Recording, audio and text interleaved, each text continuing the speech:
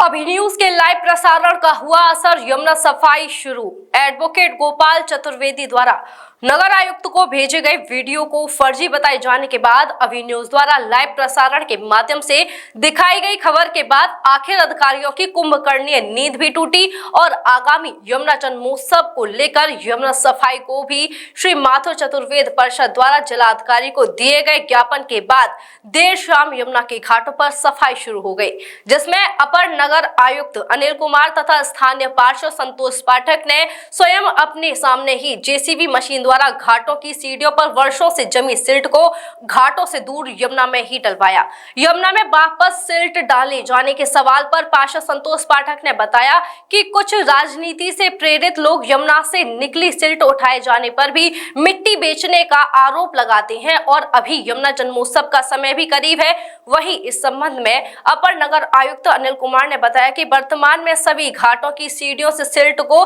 कुछ दूरी पर डलवाया जा रहा है। आगामी गर्मियों के समय में जब यहाँ जलस्तर कम होगा उस समय घाटों और यमुना की तली से जमी हुई सिल्ट निकलवाई जाएगी। साथ ही यह भी बताया गया कि यह सफाई अभियान जब तक घाटों की सीढ़ियों से सिल्ट पूरी तरह नहीं हटाई जा सकती तब तक निरंतर जारी रहेगा।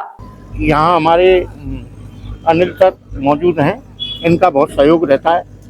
और इनसे रिक्वेस्ट की थी जेसीबी के लिए कि ये पॉपलेन चल के पानी में जो प्लेटफार्म के ऊपर जो सील्ड वगैरह जमा है तो यमुना छत में आने में कुछ ही दिन बाकी रह गए हैं, तो ये जो सील्ड जमा है इसकी वजह से पानी में बदबू भी थी और यहाँ मच्छरों का भी प्रकोप बढ़ रहा था, तो ये सील्ड निकलवा करके गहरे पानी में अंदर ही डलवा रहे हैं हम लोग।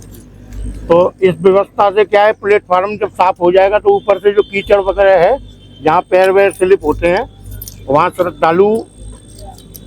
जो है थोड़ा ऐतराज मानते हैं, किसी को चोट फेंट भी लग जाती है, तो कोशिश ये है तो प्लेटफार्म बिल्कुल क्लियर रहें और आदमी को स्नान करने में कोई असुविधा ना हो।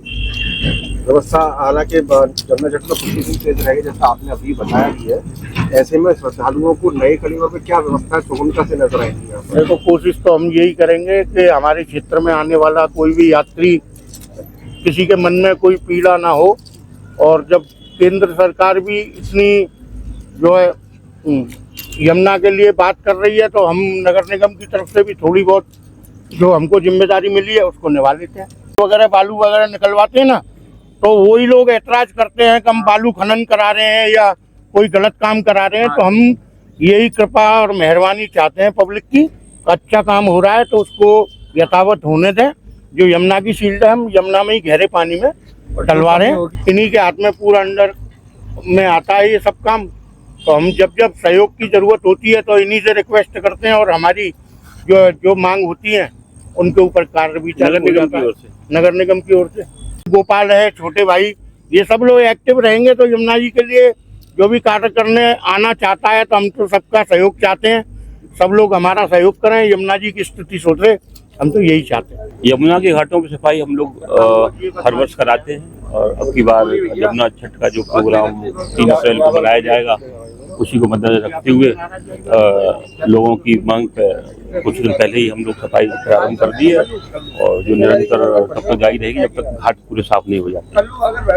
लगभग कितने दिनों तक ये कार्य करते रहेंगे? लगभग 2 दिन का टारगेट है, 2 दिन में हम पूरी ये सफाई कर लेंगे। अगर 2 दिन के बाद भी अगर जरूरत पड़ी तो भी हम मशीन यहाँ चलेंगे। यमुना की जो सिल्ट है घाटों पर जमी हुई उसको वापस यमुना में डाला जा रहा है, इसके बारे में क्या? बालू अंदर डाल रहे हैं और कूड़ा को हम बाहर निकाल रहे हैं। उपल नर्सिंग होम, जहां आपको मिलती हैं विश्व स्तरीय चिकित्सकीय सेवाएं, आंखों की जांच, डेंटल सर्जन, आई केयर सेंटर आदि अन्य सुविधाएं केवल एक ही छत के नीचे। उपल नर्सिंग होम, जहां के प्रमुख डॉक्टर्स हैं विशाल उपल, डॉक्टर जयती उपल, डॉक्टर वीना उपल, डॉक्टर RK उपल। उपल नर्सिंग होम, शंकर विहार, बैंक कॉलोनी, मथुरा।